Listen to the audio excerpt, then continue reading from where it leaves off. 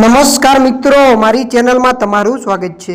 મિત્રો, Vadodara Delhi Mumbai express way પર પાદરાના સમિયાલા નજીક ગત મોડી રાત્રે એક અત્યંત કાળજુ કંપાવી દેનારો અકસ્માત સર્જાયો હતો।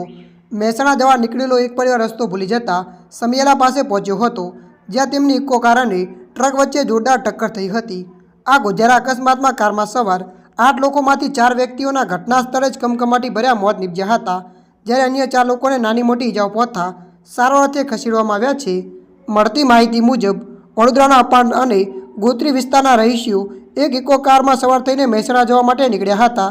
જોકે રાત્રિના સમયે રસ્તો ભૂલી જવાના કારણે તેઓ એક્સપ્રેસ વે પર સમિયાલા નજીક પહોંચી ગયા હતા। મળતી માહિતી અનુસાર આપને વધુ જણાવી દઈએ કે આ દરમિયાન તેમની કાર આગળ જઈ રહેલી ટ્રક સાથે ધડાકેભેર અથડાઈ હતી। અકસ્માત એટલો ભયાનક હતો કે ઇકો કારનો કચરદાન બોલી ગયો હતો અને રાત્રિની શાંતિ ચીસોથી ગુંજી ઉઠી હતી। ત્યારે મિત્રો, હાલ માટે આટલું। મળીશું નવી અપડેટ સાથે। જો તમને અમારો વિડીયો પસંદ આવે, લાઇક, શેર અને સબસ્ક્રાઈબ કરી નાખજો। ધન્યવાદ।